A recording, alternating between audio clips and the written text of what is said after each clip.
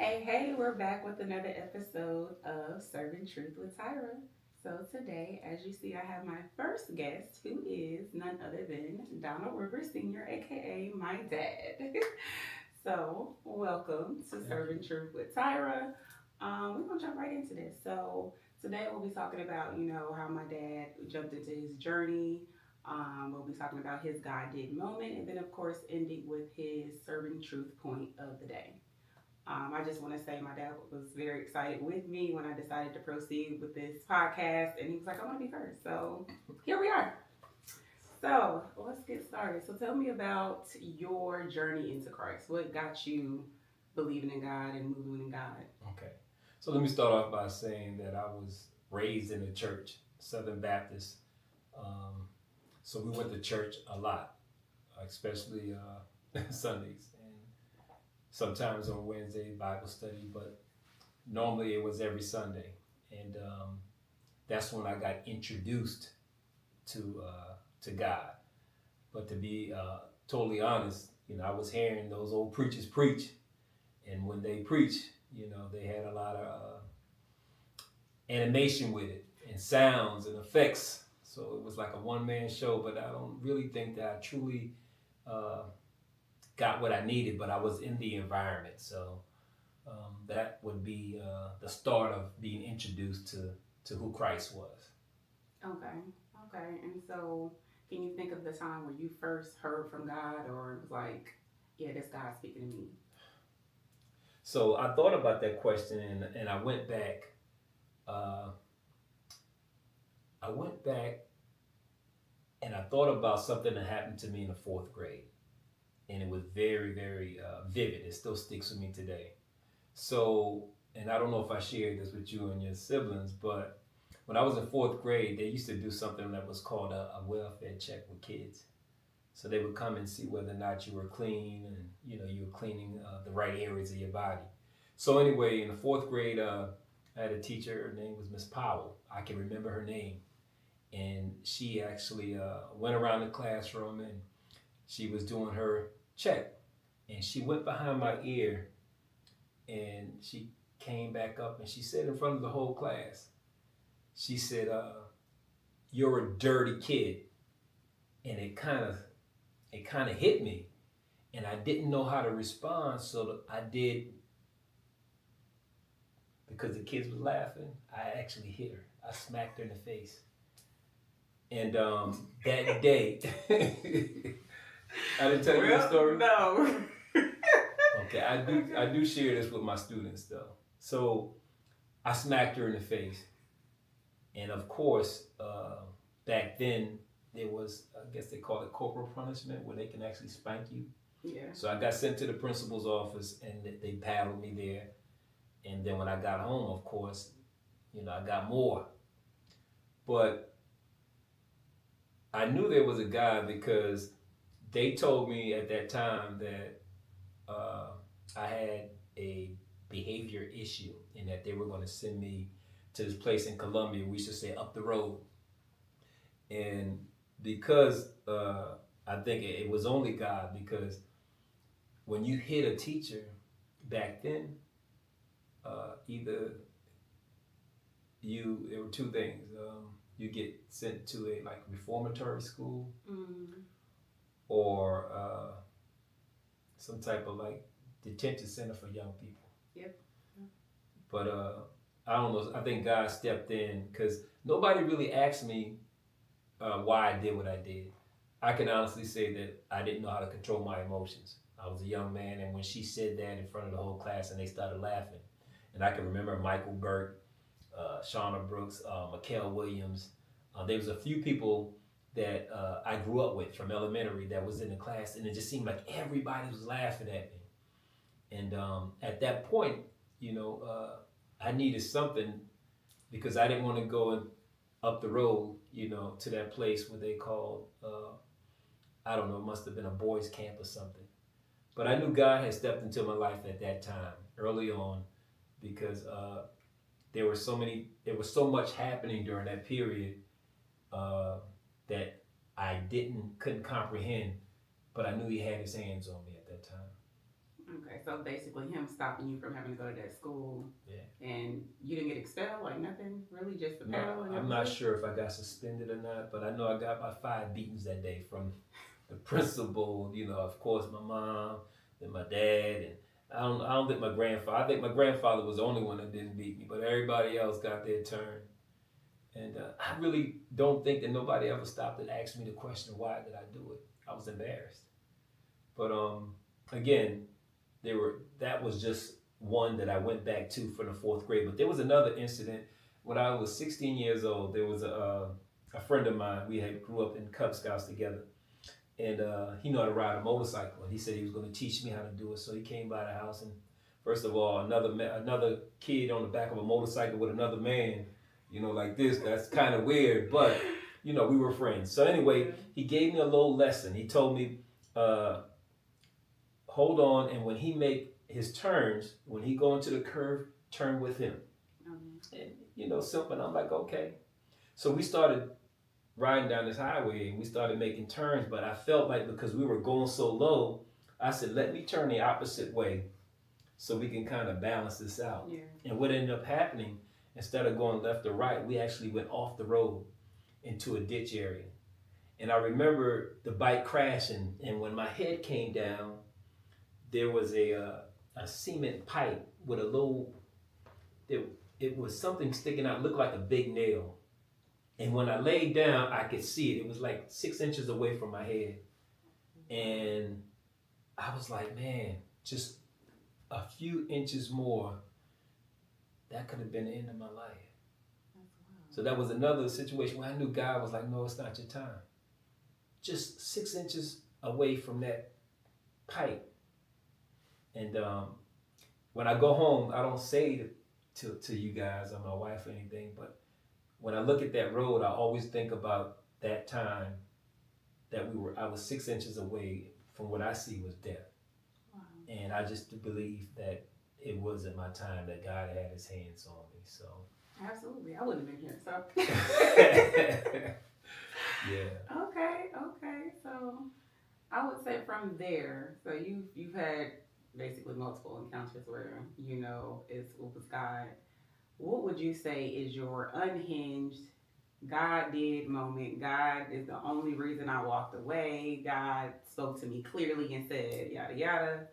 What would you say is like one of your one, two, however many you want to tell? Okay. So I turned 21 in a foxhole. I don't know if you know that. Well, in the desert.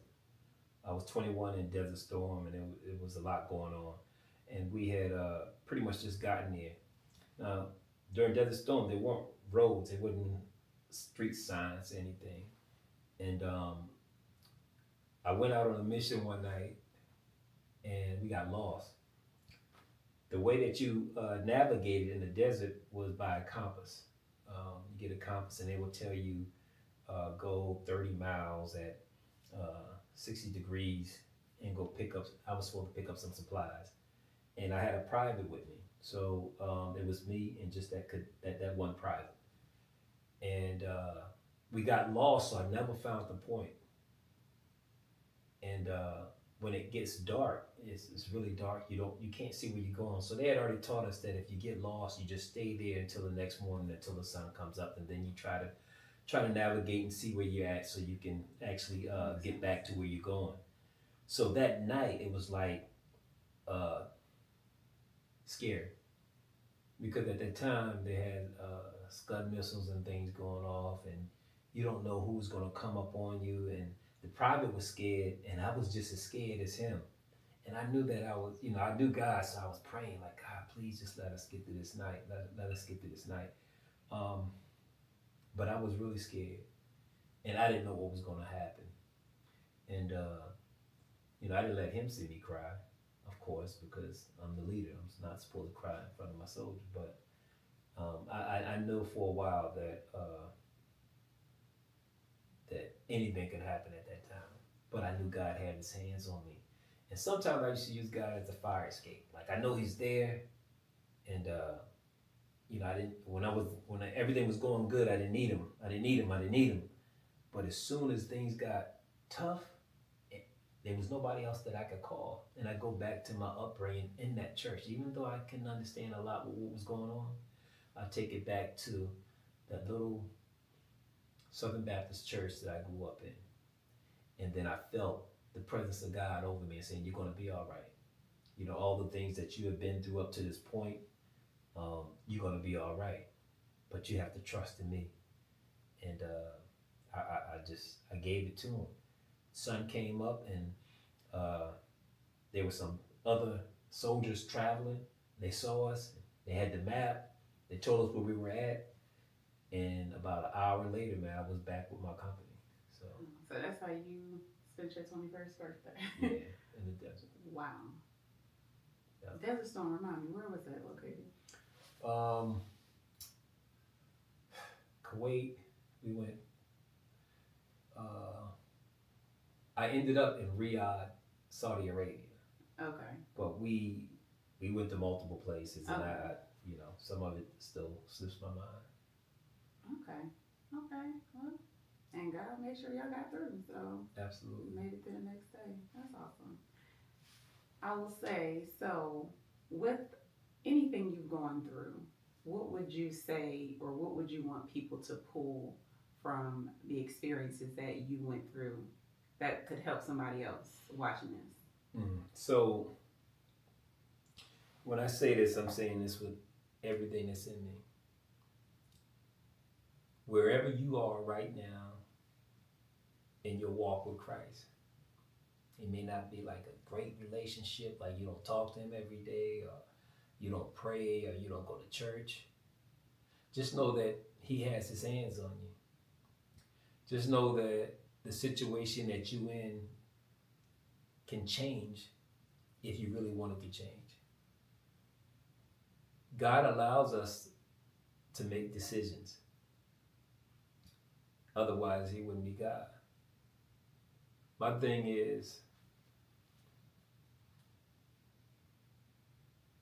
don't wait until it's too late. And when I say it's too late, at the end of the day, I want to be able to say to God, whatever you gave me, I was able to give back. Situations that I've been through in my life, the good, the bad, and the ugly, I want to be able to share those experiences with other people and let them know that, bad days will not always be there, that there is light at the end of the tunnel. But there's something that you're going to have to do. You're going to have to surrender. You're going to have to say, I can't do it by myself. Because if you truly could do it by yourself, you wouldn't need him. But that's not how he made us. He wants us to come to him. And if you truly want to change, you're going to have to do that at some point. Like I said earlier, I used him as a fire escape. When I was really in trouble, I needed to get out the fire. But when you start using him as that go-to guy before the fire comes, guess what happens, man? Your life can slowly start to change, but you have to do something. You can't just sit back and wait for things to happen. God gave us so much, like inside of us, we have so much potential and so much, to give other people. But sometimes we have to get out our own way. We have to understand that we can't do it by ourselves. But it's not until you get to that point. And wherever your point is, I don't know. You have to know that. But before we end, I want to say, Ty, I'm so proud of you and what you're doing. When it comes to legacy, I used to think it was about the money. But just sitting here with you right now, man, makes me like, God, you really doing it, like in my life, and it's just showing, it's evident. So, I want to brag about you. You really, you deserve that, and I'm proud of you. And I just pray that God just continuously keep blessing you over and over again, because you are truly, searching and seeking him in everything that you do, and I see that every day. Thank you so much. Thank you. It's been a walk, Yeah. to say the least. But I will say, like I said on my first episode, I'm only doing what God told me to do, and I ran away from it for a while, but it was time for me to just do it. Like I said, do it scared, do it trembling, however you feel, but just do it, and it guides, or he guides you as you move along. And I can't take credit for it, because even in my free will, even in me being the one to make the decisions, it's God that, or the Holy Spirit that lines me up to make the right decision. It's like having three cookies in front of you. You have choices. I feel like the Holy Spirit will take the other two cookies away that leave that one cookie. So I really only have one option. But it's up to me to still make that decision. But he guides me to it. He leads me to it. So I would say it's God, and I have a healthy fear of the Lord. Just want to do right, and yeah. You know, when I heard about when you did your testimony as far as your God-given moment, and of course you didn't tell your mother, me or your mother about it until after the fact because it would have been, it would have been something. But I just feel like you are, like he has his hands on you, and he had it on you for a long time. Many of you probably don't know, but Ty is like the glue to our family. She's the youngest, but she is very vital. Like she's a centerpiece of our family, and the dynamics of how we move. She's that one that we can go to if we need a calm but stern answer. Like she's not going to just be one-sided. She's gonna give you a little bit of biblical, a lot of biblical. To be honest with you, what would God do, or what would the Bible say? And so for some people, that's not what they want to hear. But that's who she is, and I understand that. So, and it's not about an age thing. You can learn from your daughter or your son. You know what I mean? So, watching her do her thing at such a young age, it's bounds ahead of me, and I appreciate it. I'm thanking God. Like I know y'all heard the saying, like my ceiling should be my child's floor. I'm gonna say that again. My ceiling should be Ty's floor, and I truly believe that that's the case. My ceiling is her floor. Just look at what you're doing. God is blessed. God is happy, and I'm happy too. That I had the opportunity to he gave me the responsibility of helping bring you into where you are now. You belong to him now. I'm daddy, but he's the real daddy. So, and that is so awesome to see the way that he's moving in your life. So thankful. Thank you so much, Daddy. All right, so to wrap up, I guess for the STP of the day, the serving truth point, is there one point you would like people to take away? Don't stay stuck. When I say do the work, I know it's simple. Do the work. Don't stay stuck in mess. Do the work. And if that means getting on your knee and just surrendering, if that means changing church, if that means eliminating people out of your life that don't mean you good, you do what you got to do so that you can have that peace and be the best you that you can be, so that you can go and do God's work. Okay. All right. Well, there you have it. Again, thank you so much for being my first interviewee of many, of course. We might have you back for sure. I do want to call out, my dad has a book, and I will have that linked in the bio. If you want to say anything about the book, or okay, yeah, I'll just give you the title of the battles after the war, and it talks about my upbringing, battles before I got in the military, and while I was in the military, then after the military. So it's a short read, and I hope that it's something that you can get something from. Again, it was given to me from God. It's not me just writing. It's something that I can actually give somebody besides motivation. So, check it out if you get the opportunity. So I'll put the link down below. It is actually a workbook too. That's what's cool about it. I love it. It is amazing. And I would say any men out there, honestly, women, you can get it too. But it's a workbook, so it works through. It makes you think outside the box. It makes you reevaluate yourself and how you're thinking and how you're moving. So I would say definitely get this book. And that will wrap us up for today. So again, thank you for watching Serving Truth with Tyra, and we'll see y'all next time. Salute.